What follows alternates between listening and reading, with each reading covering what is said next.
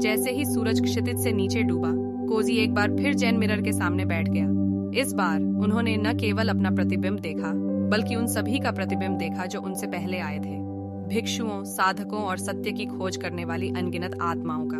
प्रतिबिंबों की इस परस्पर जुड़ी टेपेस्ट्री में कोजी को एहसास हुआ कि उनके संघर्ष और जीत से अलग नहीं थे। उनमें सभी प्राणियों के प्रति एकता और करुणा की गहरी भावना थी।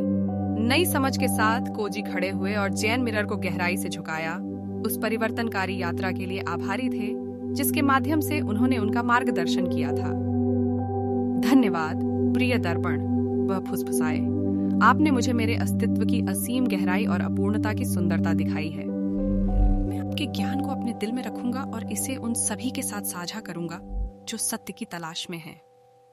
उस दिन के बाद से कोजी ने अपना जीवन दूसरों की सेवा में समर्पित कर दिया और अपने आध्यात्मिक पथ पर चलने वालों को मार्गदर्शन और सांत्वना प्रदान की। उन्हें मिरर मॉन्क के रूप में जाना जाने लगा, जो उनके द्वारा अपने भीतर खोजी गई सच्चाई और दूसरों के प्रति करुणा को दर्शाता है।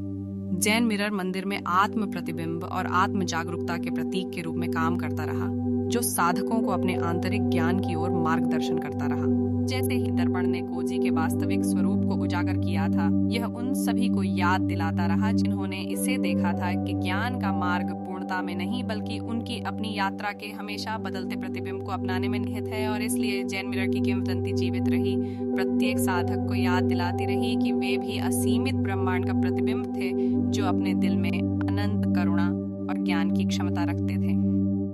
उसका पैर फिसल गया और कप जमीन पर गिरकर टुकड़े टुकड़े हो गया। छात्र सदमे में था। वह वापस जैन मास्टर के पास भागा और उन्हें बताया कि क्या हुआ था। जैन मास्टर ने धैर्यपूर्वक सुना और फिर उन्होंने कहा, कप अब टूट गया है, लेकिन इसका मतलब यह नहीं है कि यह अब मूल्यवान नहीं है।